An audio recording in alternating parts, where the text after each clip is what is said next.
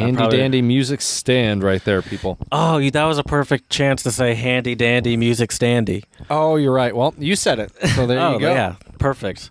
Play that theme song for us.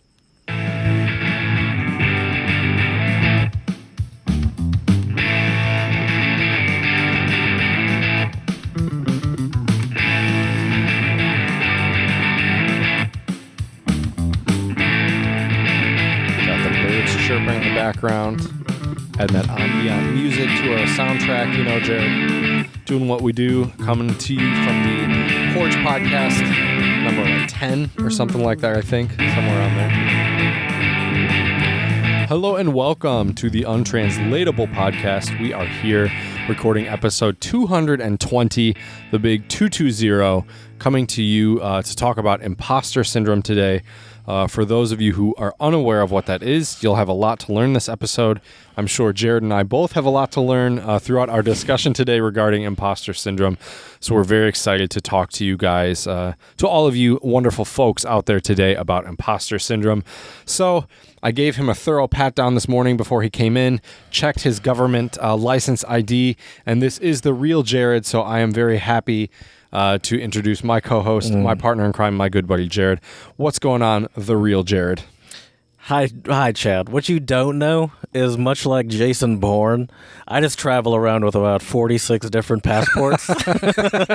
So yes, it did say Jared, which is my name, but you didn't notice that it was also a Belgian passport for some reason. That doesn't strike you as you can odd. speak some French. So. That's true. Bonjour. J'habite in Belgium. See, it's not perfect, but it's been a while. I'm an expat in the U.S. Please, but I'm not an imposter. That's all true. Please spread a little love. Follow us on Instagram, Untranslatable Podcast. It is an overcast day today, and it actually is. I don't think it's going to get sunny in 30 seconds, but who knows? It is. You probably just jinxed true. us. The sun will I'll take it. Down. I'll take it. You can also please Twitter Untranslatable Podcast. Can you turn me down a little bit? Untranslatable 1, the number 1. Untranslatable 1, the number 1. Thank you. I got distracted by how loud I was. Thought the levels were Chad good. got way too comfortable, way too fast. That is true. Well, you do talk a bit louder than I do, Jared. Yeah, and that still seems to shock you for some reason. It doesn't. But maybe it shocks you because I talk louder than you. Yes. But I think in general you talk more than I do. Yes. So maybe that's why it's hard to believe. You can also give us a, please, I should say, and you can, but, Пожалуйста. 5-star reviews on iTunes and Stitcher. I have actually noticed a couple, but, don't be afraid to write some stuff. I'm just saying. I see the number go up, which is nice, but... baby steps, Jared. That's true. Baby steps. That's true. It's 220. Maybe once we hit about 400, I could start getting a little picky. Exactly. Dude, it feels like we're living in some sort of accelerated universe. What do you mean? The rate of what's happening on my social media timeline, I cannot. You can't keep up with it? Yeah. Even there's a bunch of big, huge stuff happening that has happened over the past couple of weeks. But even stuff like in the car community that I like, there's a lot of journalists in there, and there's a lot of drama going on in there too. One of the drama about what? One of the big YouTube car channels, Petrolicious, a couple weeks ago, the CEO and founder of it, it's like a pretty big channel, but it's like an artsy kind of car thing. They show off a lot of old, cool cars, and they kind of put these little stories with them. Oh, cool. The guy was talking about, he was like, I'm way out of frame, getting all chill here. He was... talking about how Black Lives, the protests were just he was just saying some, I guess, racist stuff, as you could say, and a lot of other journalists were calling him out, calling him racist, and I'm like, whoa, this is crazy. Did he get canceled? Yeah, I guess so. I guess he did. He put out a half-hearted apology. It was of course, a terrible apology. I'm really bad at this, and people and journalists were like, that's terrible, that's not good enough. And this is not his main source of income. I think he got rich for doing something else. I don't even think he really makes money off of this, even though he has a good bit of followers. So he just stepped down. He's like, yeah, so I guess he did get canceled. Okay. But he actually just stepped down like I think last like a couple days ago actually, and this all started a couple of weeks ago. Then also this other journalist who is a woman was talking about how they were at a launch of a car, and this one guy, this one journalist, and he's a race car driver too. I mean, his name's Randy Popes. It doesn't matter. I'm the only car nerd here. Right. She was talking about how he came up to her and he was talking about how she probably doesn't even know how to drive manual. And it's like, do you even know how to drive these cars? And there were a bunch of dudes there. And she's like, I didn't see him say that to anyone else, but he said that to me. And then it was just a whole thing. But it's just like, it almost seems. I mean, that does come off pretty sexist. I'm not gonna lie. It seemed like it definitely seemed like it was. I wasn't trying to blow it off like it wasn't. But it's just, it definitely seemed like it was. And it didn't help because she brought this up. And she's brought it up in a better way than I did. But then he's like, he responded on Twitter. He's like, excuse me, do I know you? He's like, and he was super condescending and he was kind of insulting I feel her. like that does worse for your case, doesn't it? Yeah, no, it didn't help. And then actually, incidentally, I mean, this was recorded way, way before, but he was in a YouTube video of another YouTube guy. I don't think that guy's problematic, but about women in the auto industry. Ooh, that's not a good look. That's always like when you see certain. It's like the timing. How does that happen? That's kind of like too when you see certain tweets from certain individuals and don't age very well. It's always really funny to see that. I think I know what you're talking about. Yep. And I also think if you're and I believe you're talking about Herman Cain. Yes. Republican. Yes. Republican. What? I don't even know what he does in politics. First of all, I know you might give me some flack for this, but look, regardless of the situation, I will say, rest in peace. I do feel bad for his friends and family, but I love how you say I'm going to give you flack for that. But I mean, how terrible of a person do you think I am? He kind of deserves a bit of a Darwin Award, doesn't he?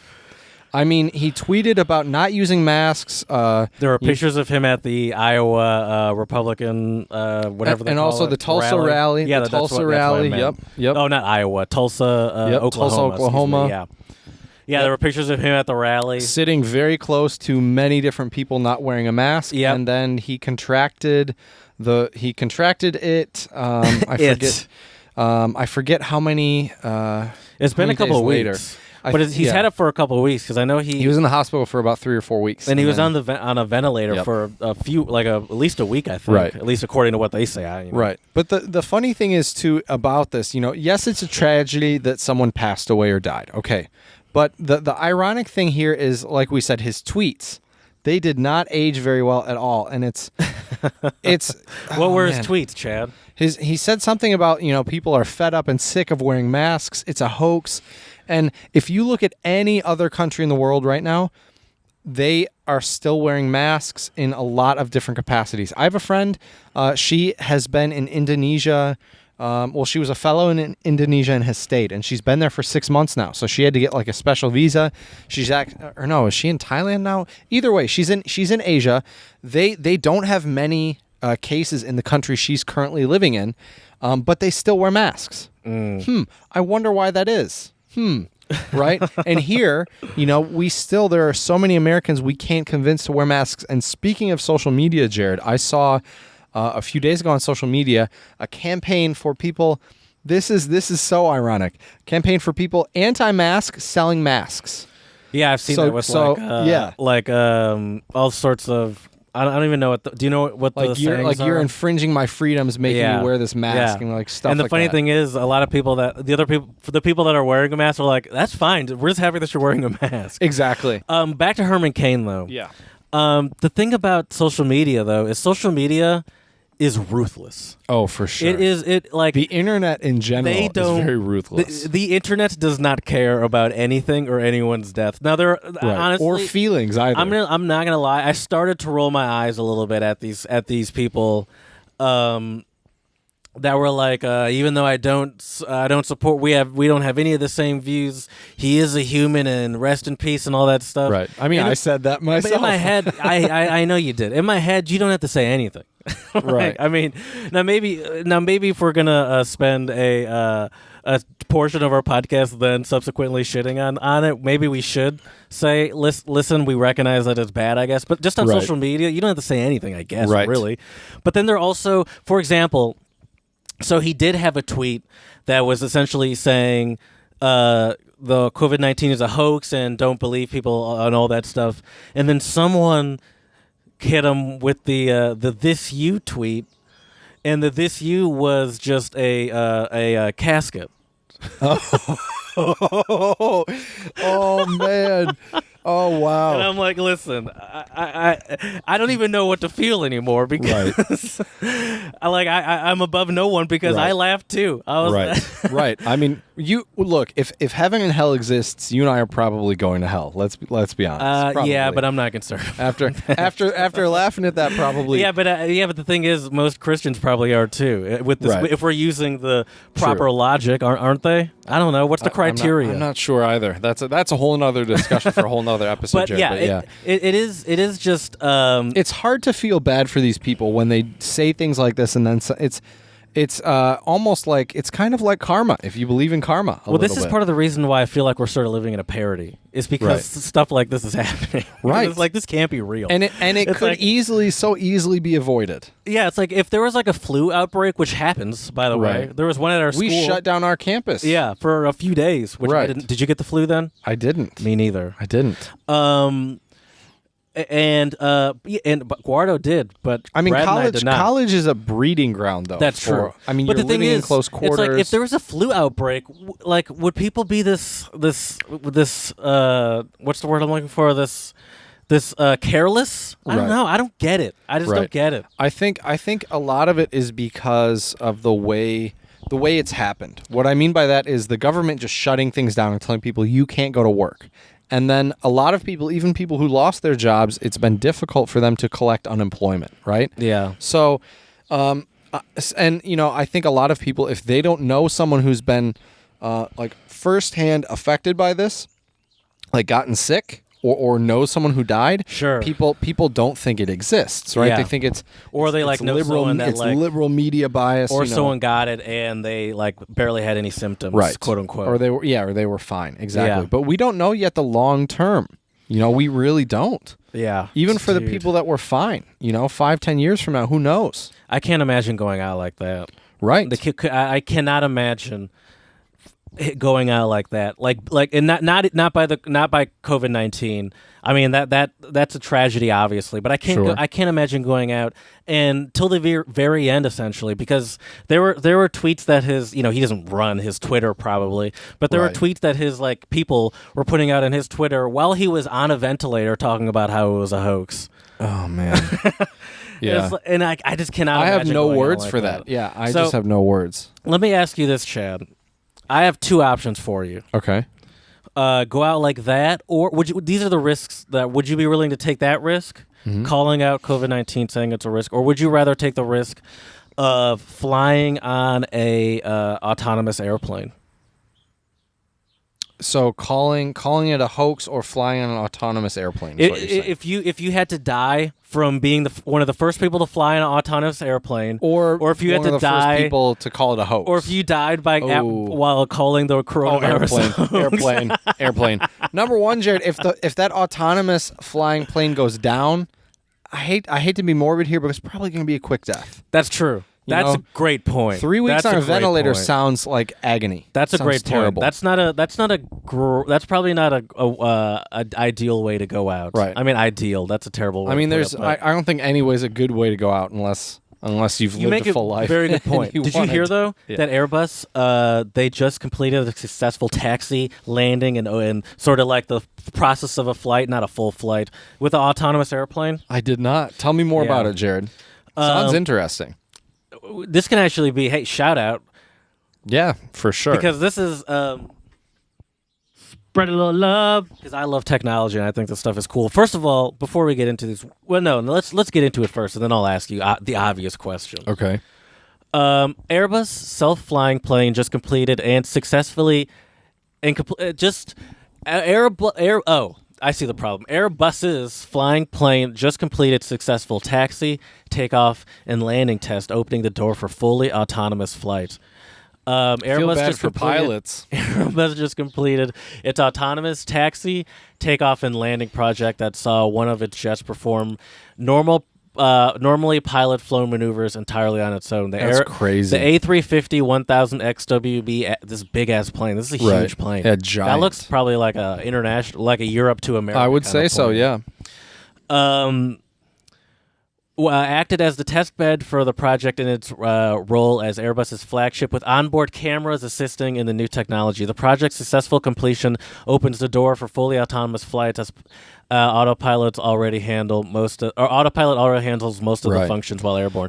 I would assume, though, I think what will happen then, if this really becomes a thing in the next 5, 10, 20 years, you won't see pilots anymore, but you'll see like a autonomous flight engineer will be the person that's in the cockpit. Or maybe they don't even need to be in the cockpit. Who knows? See that kind of feels like it would defeat the purpose then, because then it's someone that you probably have to pay even more. But you need to. But I'm assuming you need to troubleshoot it, right? Because I mean, there's no way these maybe. So what's the point of autonomous, Chad? But when you think of autonomous cars, there's not some. Now, obviously, the risk, quote unquote, is a little lower, I guess. But if you think of autonomous cars, the ideal autonomous car does not have some engineer there just in case a computer that's true. breaks down. That's true. That's not what these sort of autonomous future looks like with cars. You're right. I feel like I just feel apprehensive going in a plane that if there's any technological difficulties, that thing goes down. Now, I wonder. Now, obviously, I knew I was going to bring this up, so I had some time to think about this. I do think about maybe flight attendants having some rudimentary flight abilities, like landing, takeoff abilities. Okay. Yeah. So maybe they're emergency landing. Maybe they're not like fully trained as pilots. I don't know, but they're at least like trained in simulators, and they like maybe take them out there once in a while and just simulate.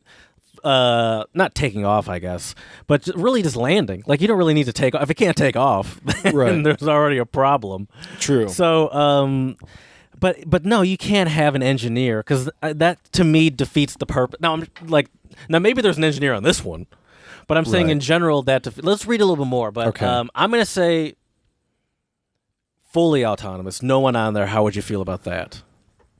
Nervous. Definitely The common nervous. belief with airplanes is that they fly themselves after takeoff thanks to autopilot, and pilots can sit back and relax for most of the flight. But Airbus just took that idea to the next level after proving a passenger jet can perform complex maneuvers without any pilot input. Now, the European manufacturer just completed flight testing for its autonomous taxi takeoff. All right, I said that. Now, the thing to me, it seems like this should be easier than autonomous cars. The adoption rate, first of all, there's way less stuff to run into. Right. It's way easier to avoid a plane. And the idea, the problem for me with autonomous cars is the sort of half adoption, where there are full autonomous cars on the road, but can they properly adjust for the unexpected that's bound to happen by being surrounded by effing idiots? You know? Right. And deer running out in the road, that's a big Michigan problem if you're driving. Right. You know? I saw an accident that happened with a Tesla recently where the Tesla was using autopilot, and a semi-truck, it wasn't changing lanes, but you know how a trailer sometimes gets a little wavy? And it sort of veered into the Tesla's lane a little bit. And the Tesla, it seemed like smartly sort of not slammed, but like hit the brakes. Okay. And it seemed like that was the right thing to do, but the truck wasn't going to hit the car, right? Like in my mind, if I were driving, I'd be like, oh whoa, but I didn't feel like it was going to hit it. But then there was a car coming from behind at a pretty. The person driving the other cars was definitely in the wrong, going way too fast, and then they changed lanes, not realizing that the Tesla was about to slow down and ran into the back of the Tesla. Ooh, and it's like, I feel like stuff like this can be avoided. Yeah. And even though this isn't really the Tesla's fault, it's like this is why this sort of. Like, this it's is why not all figured I feel like you can't, and the thing is, you can't really, people don't just have the money to adopt autonomous cars, you know? First, like, it's not just, like... Right, we it can't takes force everyone, right, yeah. and the average age of cars is, like, 11, 12 years old, you know? So people aren't rushing to get new cars. but I think airplanes, obviously, there's a bigger budget to buy them, even though they're not buying new airplanes all the time. But also, it seems easier to fly in the air with other planes that are not autonomous and not run into them. Right. Especially at the commercial level. Would I want to do it? I mean, I wouldn't want to be one of the first ones, but I don't think it would. I don't think it would make me nervous. I think I would do it. I think what would be fascinating would be do a test where you have an autonomous plane and a non-autonomous plane, and you have passengers ride them, I think all right, then go back inside. Chad's dog is. Yep, she can't make a decision. Yeah. Yep, can't decide if she wants to go in or out. But yeah, anyways, so it would be really interesting to do some tests and see if people knew, if they were able to tell if they were on an autonomous plane or not. Did they do that? No, I'm sure they have that sort of market research behind the scenes. Right. It's funny that you say that, because I did think about something that I wonder would probably have the most effect on my comfort is not getting that pilot spiel that you get at the beginning of the flight. Welcome to flight 7642 going to Dallas. I'm Pilot Jones sitting here. That's how they do it in the States. But it's also really funny to see how flights from other countries. How do they do it in Asia? Because I feel like that's how they do it at least in China. Because I feel like that's how they do it in Europe too. I mean, it's similar, but I feel like in the States it's a bit more monotone. Okay. But maybe that's just my ear and I'm hearing a different language.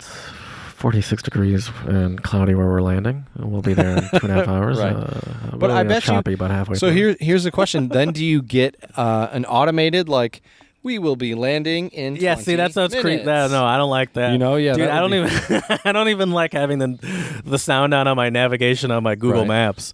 I would not like that. That would make me more uncomfortable than nothing, I feel like. If you're in an because they'd have screens. They'd probably have screens so you could just see all that information also. But what would be funny is if you could select the accent on the screen for your headphones. You right, get a British, right, exactly. Or an Aussie. Oi! Oi, mate! Oh, that would be hilarious. That would be awesome. I wonder if they could do that. Sort of, they probably could they could hire people, right, so you could have maybe you could have Hugh Jackman could be the Australian. That would be pretty or cool. You could have I don't know, Dame Judi Dench do it or something. Right. I don't know. Hello, I don't know. You could have but. I feel like not having a voice would Morgan Freeman would be. I don't know if I want a grandfatherly voice. No offense. I don't know. That's even though Speak for his yourself, voice is very Jared. comforting, but I don't know if that's the voice I'd want to hear. I don't know. Because his voice is a little. I need a voice a little Gilbert more. Gottfried. Hey, we're gonna let. I can't do his voice. But Oh my gosh, that'd be hilarious. People are get me off of this thing. Right. Yep. How do you fly this thing? Yeah, so That's a really cool travel option though, potentially. Autonomous flying. do you think it's going to be an Airbuses. option or just the thing? I think in the future it will probably be I the think thing. so too. I think it'll be sure. I Sure. would venture to guess it would be the thing before autonomous cars would be the thing. That's true. You heard it here first, people. It That's will be my a thing, without a doubt. that's my I'm calling it right here. So I have one shout out for today as well, Jared, and mine is also, it's not really tech based, but it is definitely transport based.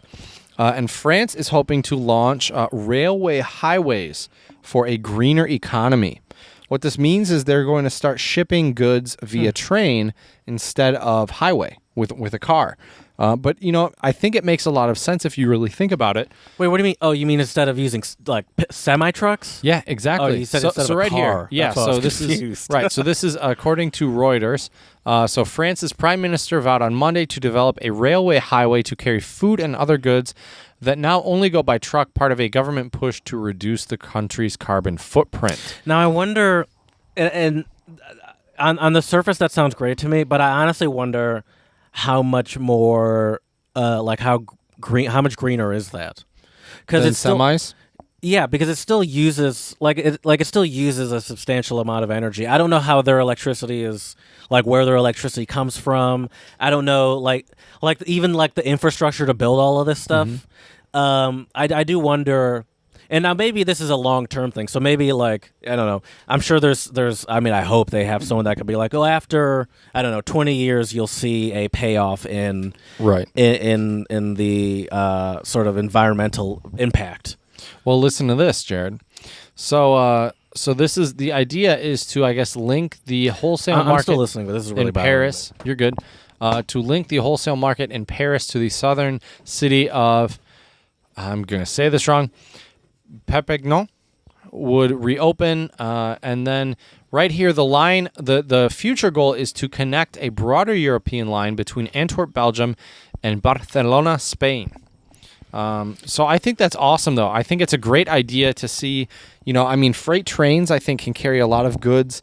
And I'm not sure what the actual energy statistics are, Jared. That's a great question. Mm-hmm. But I think, at least from my understanding of, a lot of countries have, electric powered trains now. And it seems like this could be a great way in the future. Sure. So, yeah. I think the only thing it comes, not the only thing, but I think it really does.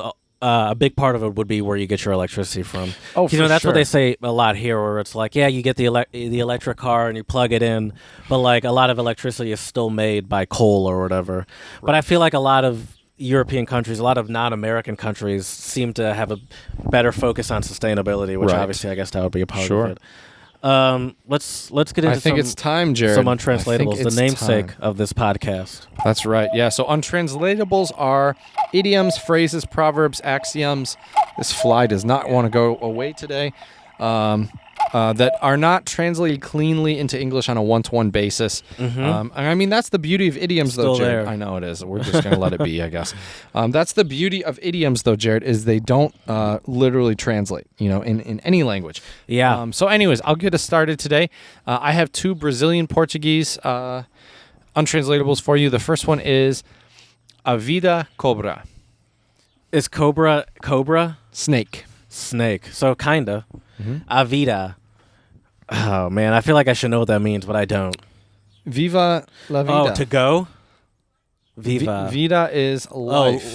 Oh, life. Yeah. Okay. A life snake or the life snake. Wait, Viva Las Vegas means like live Las Vegas. Yeah. Okay. Yeah. Mm-hmm. Okay. Well, there you go. You learn something new every day, folks. That's right. That's right. Okay. Life snake. The life snake. That's not what I think it is it? Probably not. It's Okay. not dirty or sexual, if that's what you're thinking, Jared. Okay. No. Then it's probably not what I was thinking. The life snake. The life snake, is that like the patriarch or matriarch of a family? No, let me oh, well, you know what? You could say Herman Cain was bit by the life snake. You could say. I don't know. I still don't really know what it is, but I know it's kind of funny. It means karma always finds a that way makes to sense. collect its debts. Yeah. Mm-hmm. Yeah. See, I wonder. That's something that I wonder about now. Like, sort of like something like that makes me wonder about afterlife.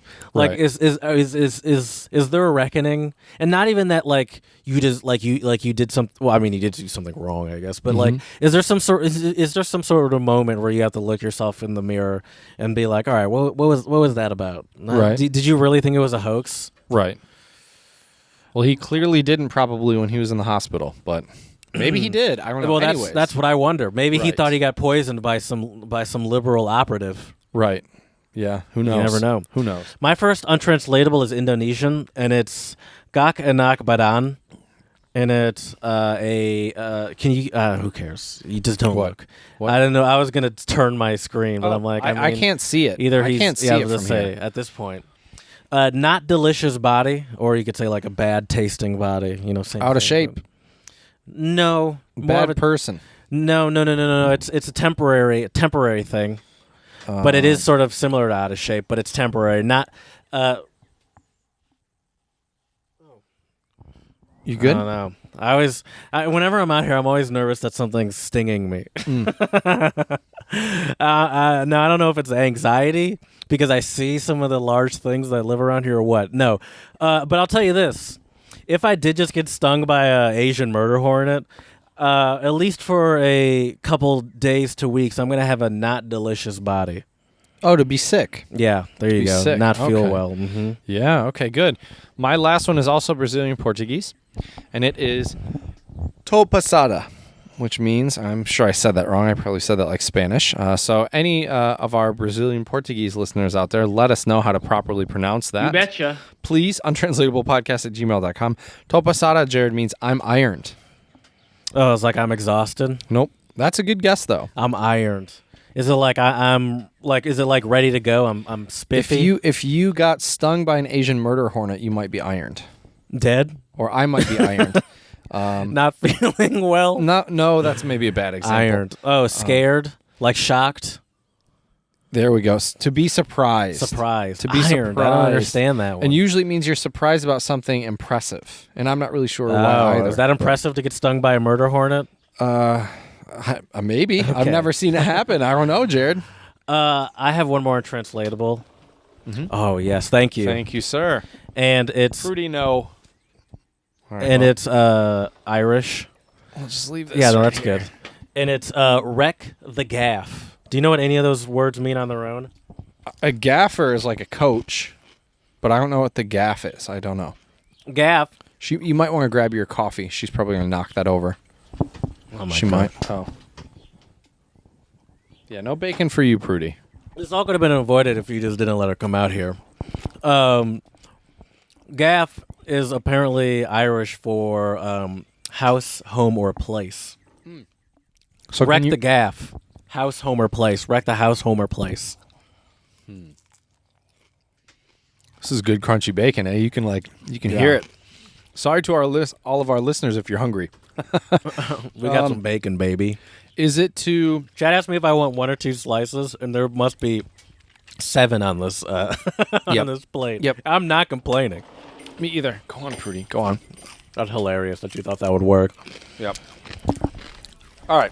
Give me a clue, Jared. I'm not really sure where to begin with this one. Wreck the gaff. It means To destroy something. No, gaff. Chad is... I'm so mad right now that you let this happen. Wreck the house? Because you're so distracted. I am. Wreck the gaff. So gaff is house. Wreck the house. Mm-hmm. So what do you think wreck the? That's what do you think that means?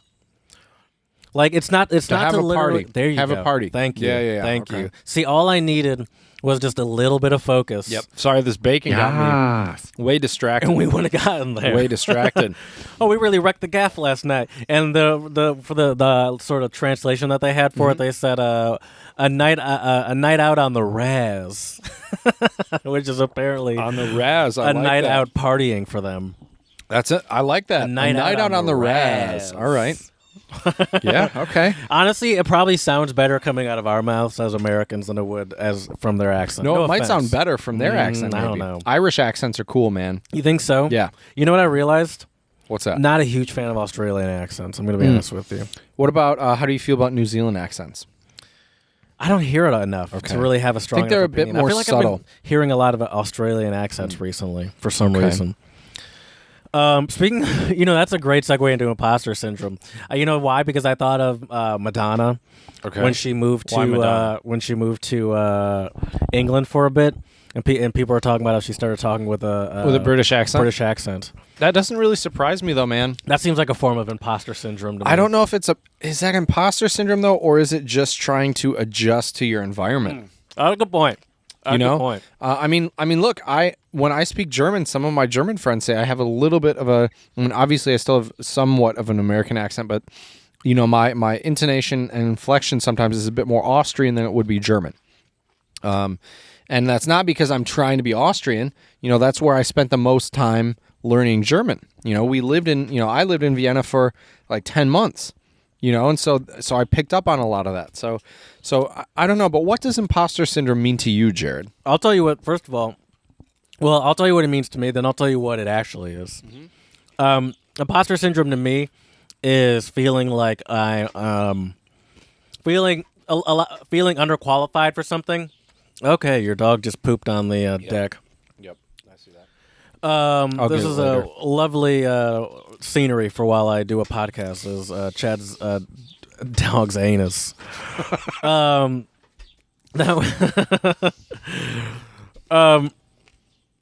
Okay, so What the hell? Imposter syndrome. Now Chad's dog is peeing. And now walking all over my stuff. This is lovely. Okay. Imposter syndrome. All right. Yeah, tell me what it is, Jared. I cannot explain the rage that is going through me right now. I'm kidding. Rage? Why are you angry? So to me, it is like a lot of it is feeling underqualified, feeling like you don't belong in a position, whether Correct. that be some sort of artistic position, whether you're Could be anything. famous, Anything yeah, in life, sure, yeah, really. any sort of position Anything. that you're in, feeling like you're underqualified, feeling like I feel like I've had this at jobs where it's like I feel like I'm kind of just like at any moment people are going to realize that I actually have no idea what I'm doing. Right. Luckily, I don't feel that now, but I've definitely had jobs. Did you like, feel that in the beginning when you started for working sure, in your new job? For sure.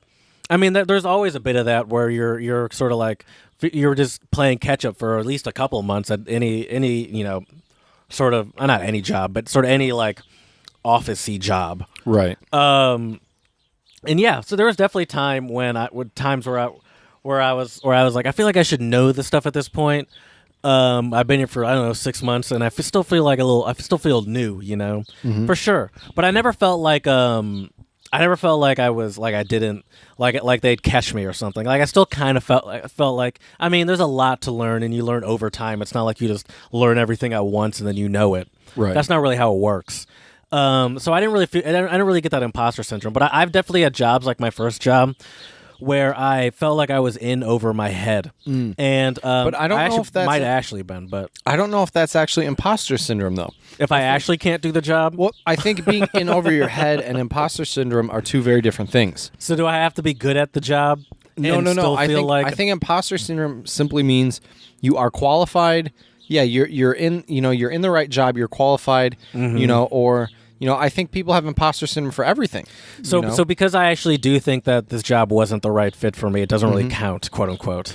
Yeah, because you weren't looking at yourself and thinking, I'm not good enough for this. It was, oh, crap, this isn't right for me, or this Right, is I over can't- my yeah, head. yeah. That's different than saying, that would be like me saying imposter syndrome for me would me going somewhere starting to teach and being like, I don't think I'm, and it's not even good enough. I think I think someone else should be here. I was their second or third choice. I'm not really the one they really wanted. Really? Oh, I think it's funny that you think about it that way, because I think about it more like I'm not like they're gonna find out like I don't know it. They're gonna catch me and realize I don't know what I'm talking about. I think that's what goes on in someone's head in that situation. Absolutely, yeah. Because I feel that way even at my job now. I guess maybe I do still have some imposter syndrome now that I think about it. Like a lot of times, like it's my quote unquote department is me and essentially another person, and a lot of times.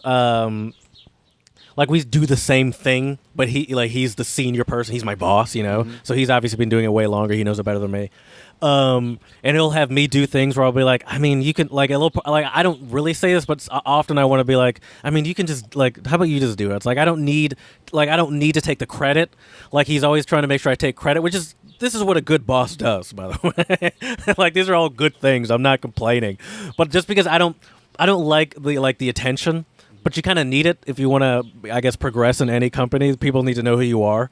So like I get why it happens, but I'm always kind of like I always get uncomfortable whenever I especially when I have to present something, and I'm like, oh, they're gonna ask me a question, and I'm immediately not gonna know the answer, and they're gonna find out that I don't really know this stuff that I'm putting together as well as as well as I'm supposed to, or like pretending to. I think a small level of imposter syndrome is actually actually healthy, because I think when you really care about any job you have or anything you do, whether it's a hobby, whatever it may be, I think a lot of people, if you really care about something, maybe for example, say you want to get into martial arts, right, and then you work your butt off and you get a pretty good belt, right? And then you go to some tournament and you see all these other really talented martial artists and you think, oh, I didn't deserve this. I didn't earn this. I don't belong to be here. I don't, I'm an imposter. Someone else should be here over me because I'm not, and I think a lot of imposter syndrome has to do with self-confidence, but also I think, as I said, a small amount of imposter syndrome, I think, can be healthy to the point where it really makes you realize, like, it humbles you a little bit. Exactly. Because the opposite might be you thinking you're better than everyone, which is definitely not the case, no matter who you are, really. Right. The thing about sports is, I don't attribute. Is that maybe a bad example? I don't attribute imposter syndrome to sports because it's essentially a scientifically proven thing. So, like, if you're LeBron James or if you're Lewis Hamilton, a Formula One, right.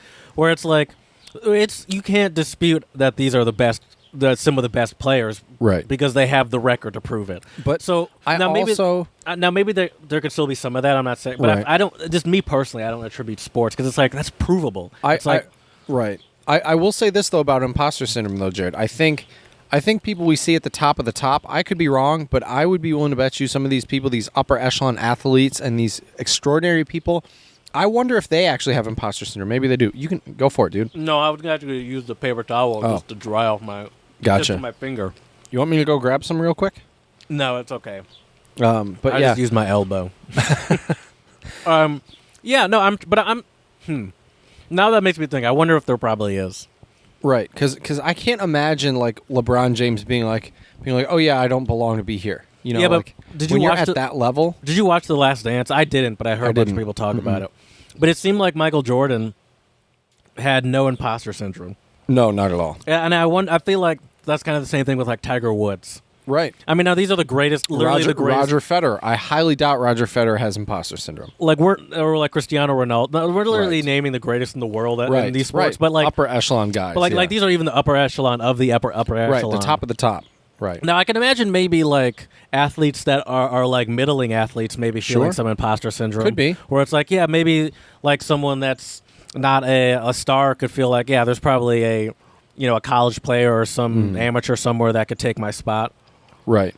Well, I think the other thing about imposter syndrome is, at least I think the first time I really experienced imposter syndrome in a way was graduate school.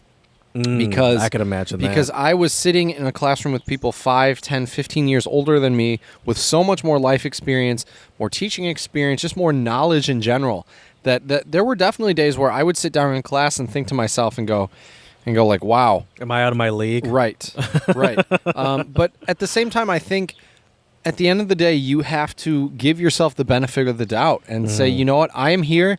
A lot of times we get imposter syndrome, I think, because you are in a position because of other people's choices. You're selected for a job. You're selected for a project. You're selected for a team. Something like this, right? Where you think, I think when we do things more on our own accord, right, there's less aptitude to feel imposter syndrome because you did it yourself, right? So, if you write an album, a record, and it hits big and you get famous, right?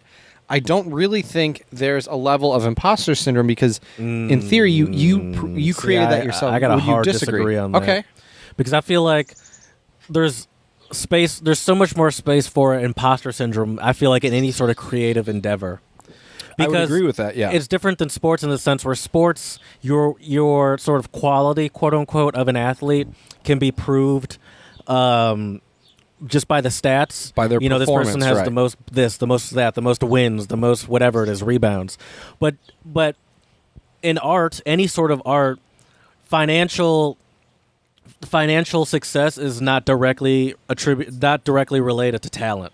True, you're right. Sometimes it is. Now, obviously, that plays a role in that, but talent is an aspect of it. But a lot of times, it's not like a one-to-one sort of connection there. So I feel like there's a lot more space to be like either I have the number one album, but I know or I feel like this person really is a much better artist than me, or like if I listen to my music in comparison to this, like I'm a guitarist and I'm very successful, but I can't do what I'm not really changing the game like Jimi Hendrix did. Right. I'm just a very successful. So I don't know. I feel like there's so much more space when Billboard charts doesn't is not a sign of quality Or sort talent. of talent. Right. Yeah. Especially since there's so many pop stars that literally don't even know how to sing. Right. Right. Or there's so many like pop whatever. I mean, there's so many like Artists. like actors even that people like wholeheartedly shit on like all the time, but it's like, yeah, but these people are still millionaires, Right. you know. Like, Right.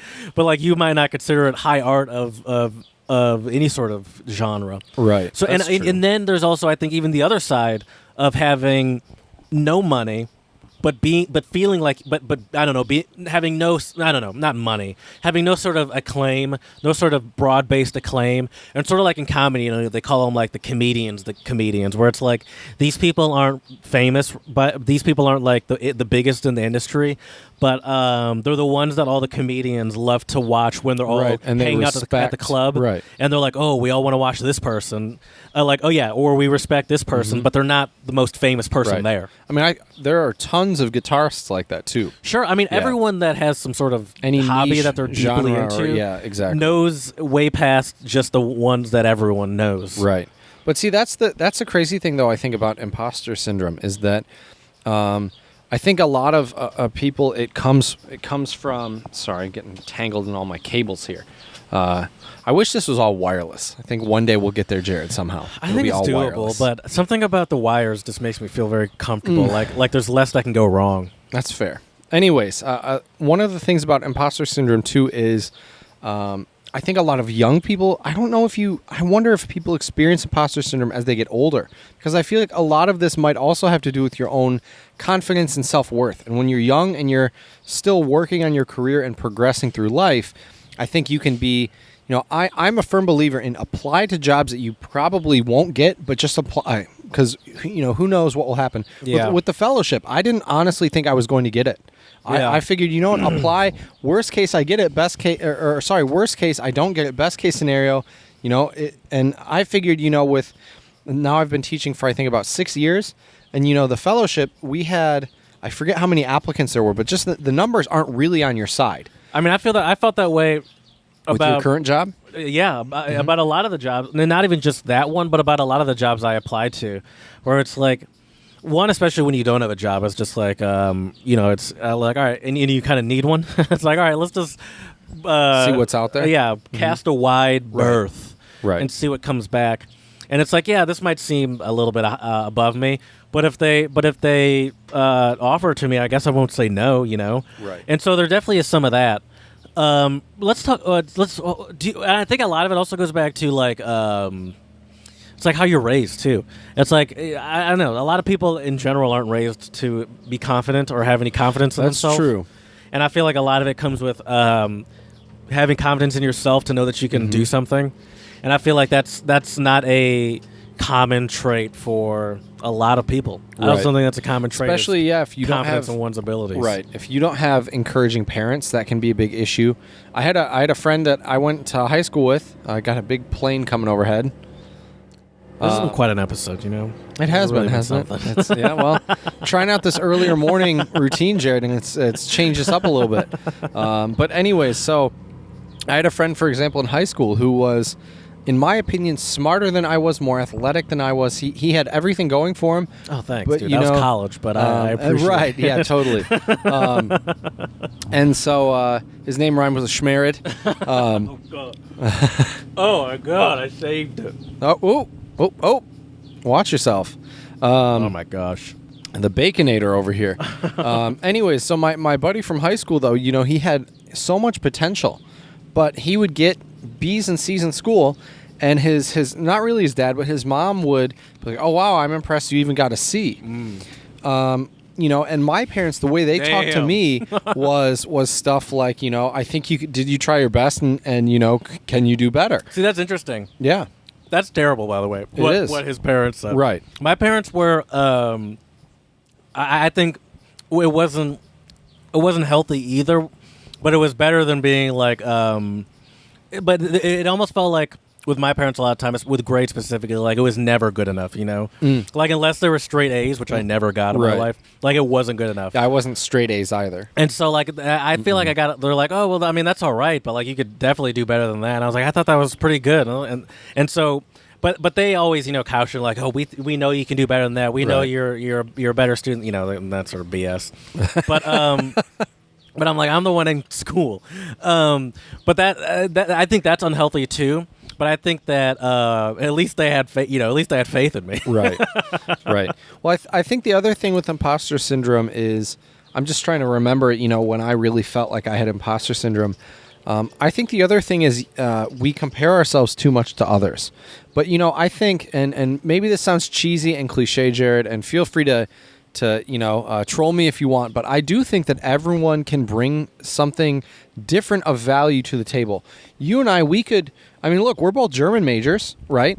But I think what you and I can do and bring to the table with German is different because we have different skill sets. We've used it in different ways. Yeah.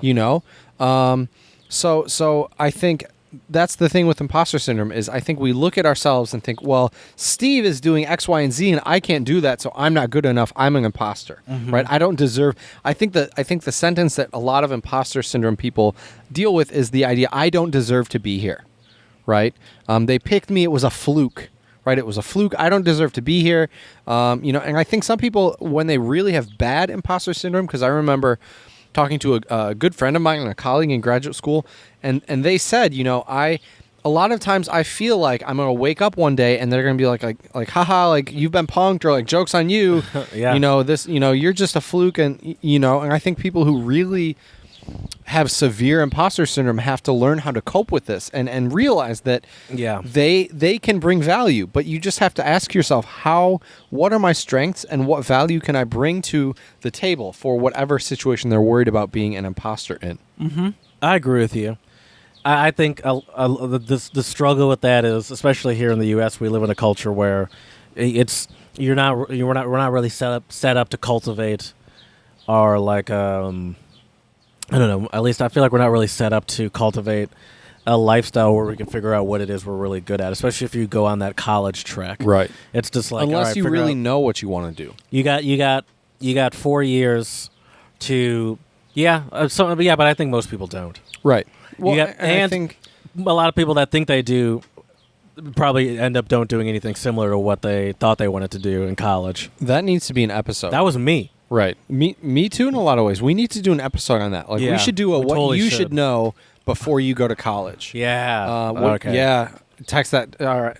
I'll do it. All right. Yeah. Text it to me. Yeah. What you should know before you go to college. Because I mean, look, me being 28 now, being removed from undergrad for what, I was 22 when I graduated. So 6 years. 6 years out of undergrad.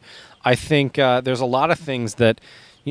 Yeah, so let's explore that a little bit at some point. That would be fun. What do you know about the sort of the idea of, or shall I say, phenomenon? Phenomena. Phenomenon. That's what they call it. The phenomenon of this imposter syndrome thing. Do you like? At least for me, it was just something that I didn't like. I just sort of knew it just based off of context clues and hearing other people talk about it in life. But I never really knew where it came from. Do you know where it comes from? Because I do. Oh, I have no idea. When do you think imposter syndrome became a thing? Good question. Good question, Jared. When did it become a? Think about culture. When I would say maybe the last, I don't know, maybe 20 years. Or it does go back longer? Go further than that. It's not ancient, but further than that. 50 years. Yeah, about that. What was that? Well, I'm trying to think. 60s, 70s? I can't do math anymore because we're in 2020. Right. That would be 1970? Yeah, sure. It was 1978. Okay. Is when this first... And so in psychology, I'm assuming, right? Yeah, I believe so. History of imposter phenomenon is what it was originally called. Okay. The term imposter phenomenon was introduced in 1978 in the article "The Imposter Phenomenon in High Achieving Women: Dynamics and Therapeutic Intervention" by Dr. Pauline R. Clance and Dr. Suzanne A. Imes. Clance and Imes define imposter phenomenon as an individual experience or self-perceived intellectual phoniness, fraud. Yep. Mm-hmm. The researchers investigated the prevalence of all this internal experience by interviewing a sample of 150 high-achieving women. All of the participants had been formally organized for their professional excellence by colleagues and had displayed academic achievement through degrees earned and standardized testing scores. Despite the consistent evidence of external validation, these women lacked the internal acknowledgement of their accomplishments.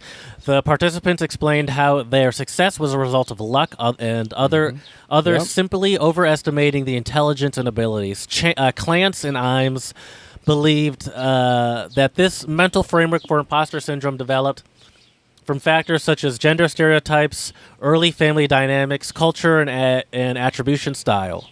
The researchers determined that the women who experienced imposter phenomenon showcased symptoms related to depression, generalized anxiety, and low self-confidence. Yep. It makes sense to me also.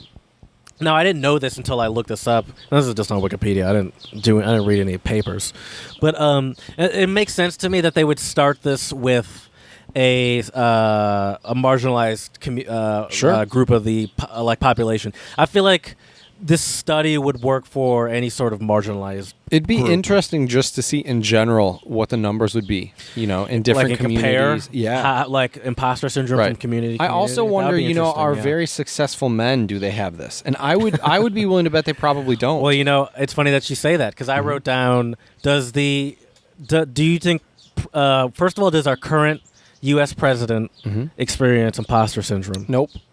Do you think doubt it? Any sort of president that you can think of in our lifetime experiencing imposter syndrome? Probably not. I kind of feel like those two things can't go together. Right. Because I feel like you have to experience, I don't know, because I feel like there's so much focus on me and there's so much, hey, look at me, hey, this is this is how I can save you, this is how I can fix your life, this is what I can do for you, you need me, this other person, and this is, our president right now is doing this to the max, but this is any presidential campaign. You have to do this. Yeah, you have to. I'm better than this person because of this person is going to ruin our country, and I am going to fix it and make it better. That level of confidence, I feel like, is like an antonym to imposter syndrome. Yeah, I can't imagine how that could go together, because you kind of got to be kind of a psycho to want to be the president. Yeah.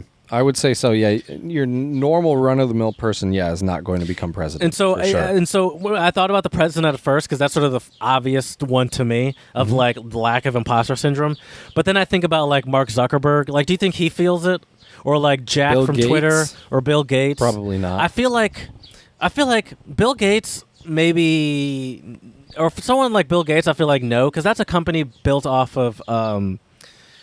That's a company built off of like technology and once again a product. Right. Like it's sort of a.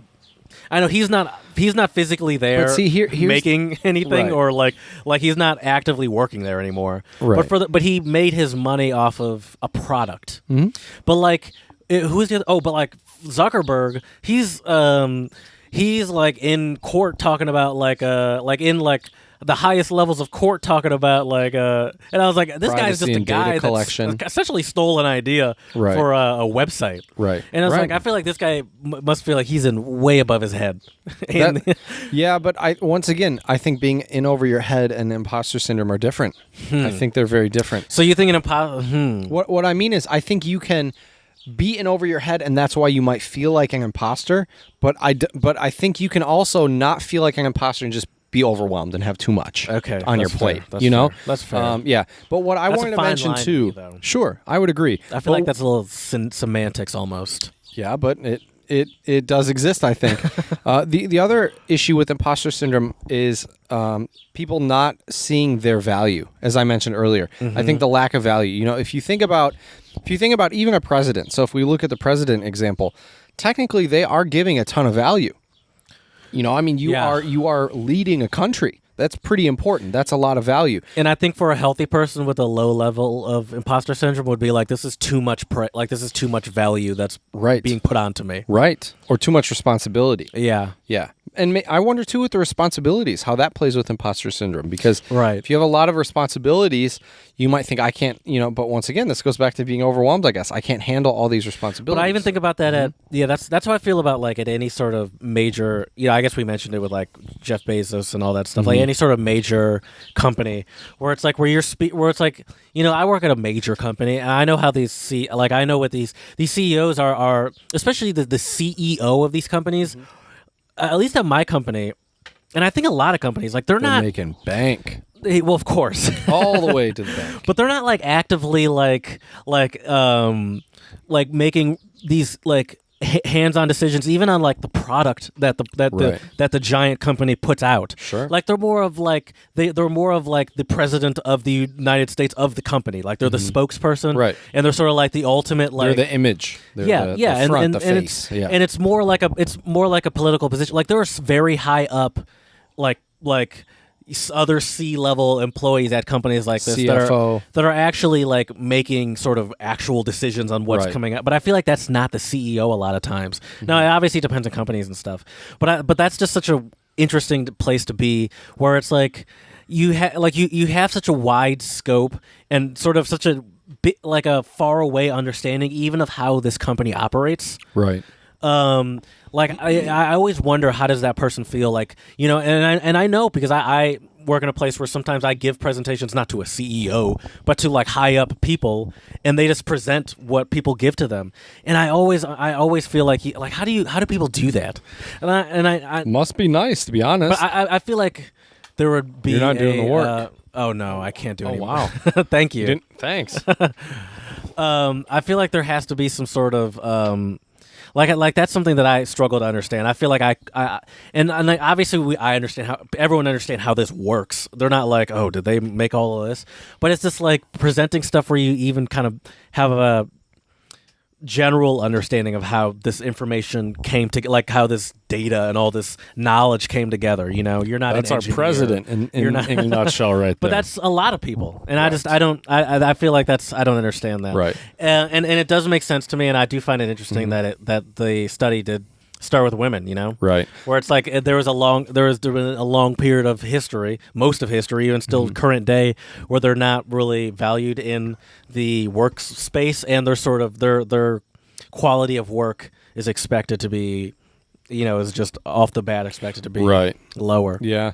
I wonder, I guess the last thing I want to mention about imposter syndrome is I wonder if it really continues on after a certain age. Like I wonder after either a certain age or a certain amount of work experience, because like if you get enough work experience, I can't imagine, unless you got some crazy job that you really shouldn't have gotten, I can't imagine why you would feel like an imposter. I think for art, it's never ending.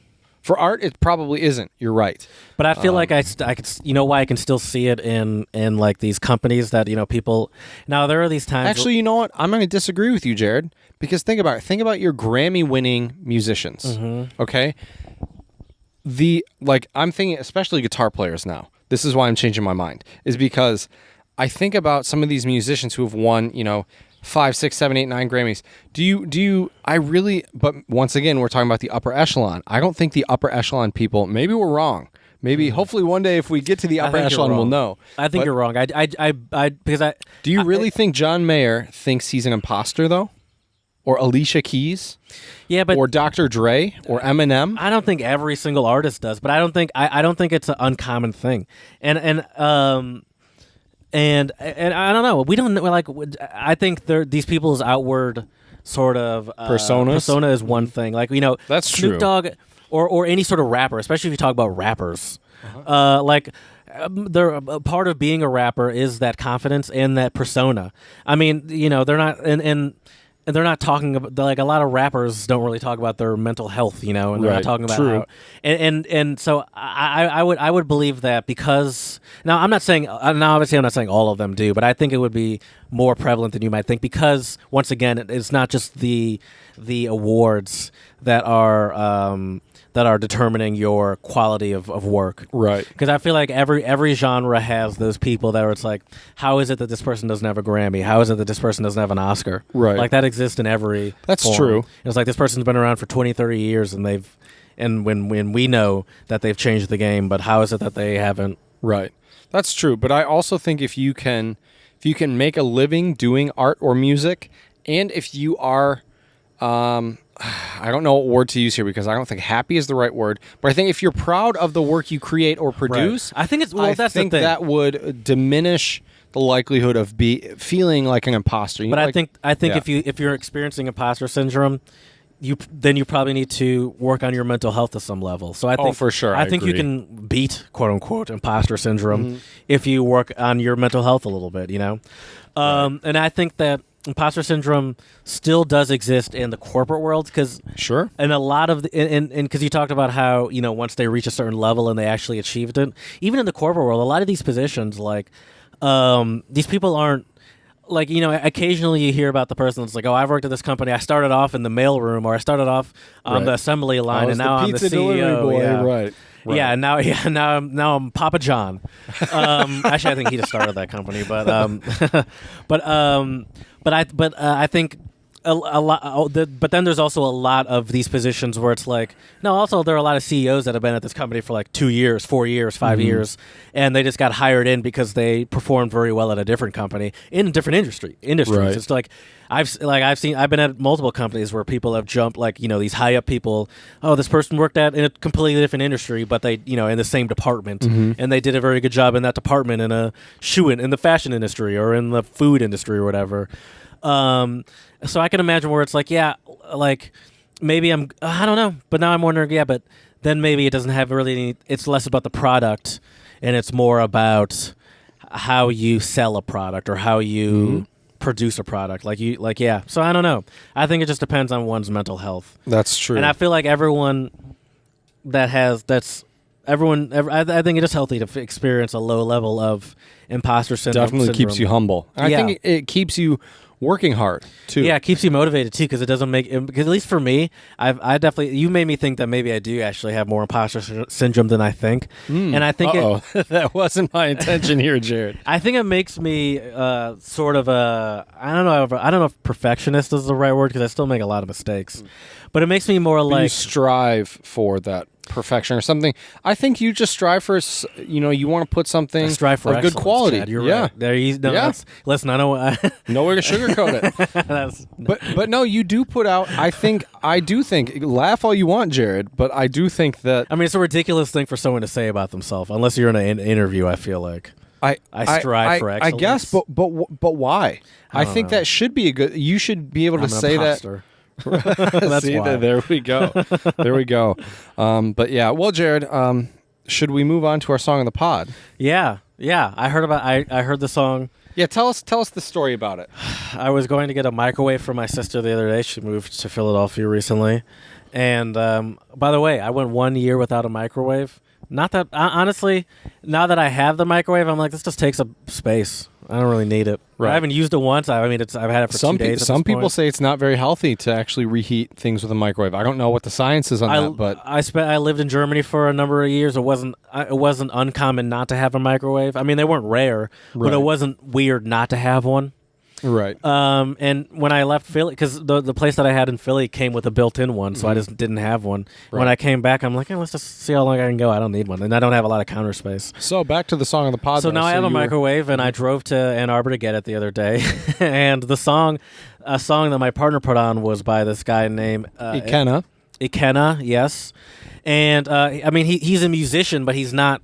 That's not like what he's known for. That's not the only thing he's known for. That's not his quote unquote claim to fame, I guess.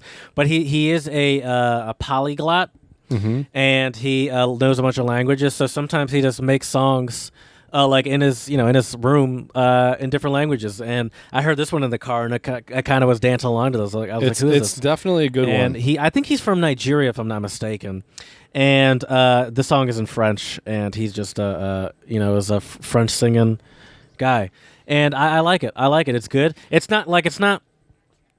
honestly probably not something that I would put onto my iPod, only because that was the oldest thing I might have ever said in my life, and it's actually not that old, but that was a real old thing to say. Not going to put it on a cassette tape. I would not put it onto my iPod, only because it's like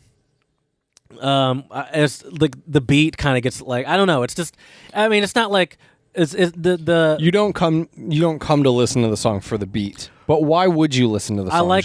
Because of the polyglotness. I love I love the switching back and forth. It is French good, and English, and it is good, especially even better when you hear that he's a polyglot and that's not his language, and he just likes to sort of, play around with making music in different languages because he knows pretty cool. And I was skimming through the comments on YouTube. And so many French people were commenting saying, like, your French is better than mine. You have great French. Thank you for writing the song with French and English. And I think it's very safe to say we are both big supporters on any music that is multilingual, bilingual. It's really awesome. And the beauty of music and language is it gives it a different timbre, which is like a different color or sound to it. If you sing in English versus French, you could sing essentially something that means exactly the same thing, but because of the pronunciation and the consonants and the vowels and everything, it will have a completely different sound. That's a great point. Yeah. It's a great way to... Sorry. Chad's parents just keep bringing us bacon. It's a great way... I'll say this. This is how I know that we're definitely getting comfortable on this podcast. We're sitting outside. We're eating bacon. Your dog just shat in front of me. That is a great point. It's a great way to switch up the mood. Switching languages in a song is a great way to switch up the mood or vibe of a song without actually switching up like the I don't know, the I don't want to say message because that seems a little too high and mighty. The theme. No, it's a message though. Okay, yeah. Or the lyrics. Yeah. Yeah. It's a great way to it's a great tool that you can use, like a sound tool to use. I like that. Thank you. Thanks. I'm good. Yeah, if we could get a couple. Thank you. All right, yeah, but it is a great song. The guy has a really great voice. I really like the sound of his voice. And he rapped a little bit. Mm-hmm. Yeah, it was good. Yeah.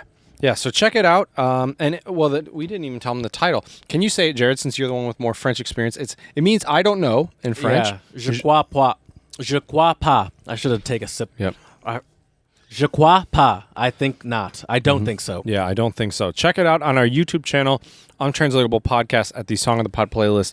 It's definitely a good one, and I'm sure he has a lot of other good music as well. I haven't checked it out yet, but I would imagine so. Yeah, I know he has a song in Dutch as well. Oh, cool. That'd be interesting. Dutch music is always pretty fascinating. Thank you. Thank you. Oh, thank you. Oh, thanks. Yeah, absolutely. So check that out. Let us know what you think, and it is definitely a fantastic song. So to recap today's episode about imposter syndrome, like we said, I think a small dose of imposter syndrome is good. It'll keep you humble, keep you motivated, but too much of it can definitely take a toll on your mental health.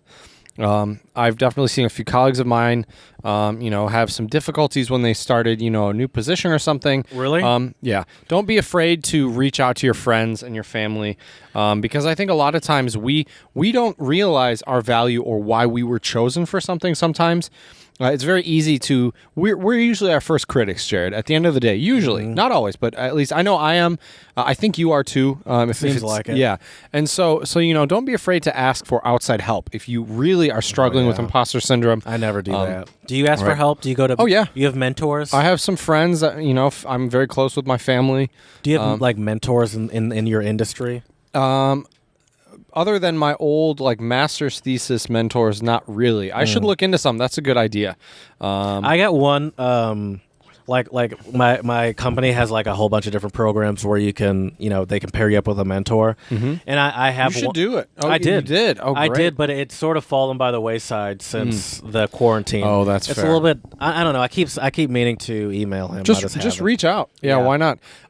There's a lot of good. Maybe that's another potential episode idea. Why we all need a mentor? Why we care. I'll send this one. Why we all need a mentor? But yeah, I think a mentor would help with imposter syndrome. I think at the end of the day, we also need to be brutally honest with ourselves sometimes and realize that you might be overwhelmed or you might have a lot of work ahead of you, but you are good enough. I think imposter syndrome a lot of times come from the thought that we think we aren't good enough. Yeah, I agree with you. Very good. Wow, that was beautiful. Do you want to? You're Texting you the. Yeah. So everyone, I don't know how you do it. I don't know how to end an episode. All right, well let's end it then, Jared. We got our plane flying overhead. They're dropping off our untranslatable goods for the next episode anyway, so we got to pick that up. So let us know what you think about imposter syndrome at untranslatablepodcast@gmail.com.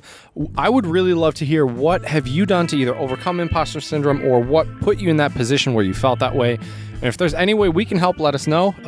We're not gurus or anything, but I would like to think between the two of our brains, we can give you some solid advice. Yeah. So let us know. Check us out on Twitter, Untranslatable1, the number one, for episode updates and all sorts of other good stuff. This guy's brilliant wit and sense of humor is also on full display on Twitter, so check it out. You can find us on Instagram as well, Untranslatable Podcast. You can see beautiful views, clips, and all sorts of other great stuff. So let us know what we can do to make this podcast better for you. And please, 5-star reviews on iTunes and Stitcher. So as we say here at the Untranslatable Podcast, dziękujemy, muchas gracias, shisha, and dos vidania. No imposters here today, Jared. That's for sure. Did you feel like an imposter when we first started our podcast? No, but that's because no one listened. So That's fair. that's like I don't know. And I also I look at it as doing it for fun anyways. that's also why I don't like it when you say things like I bring facts.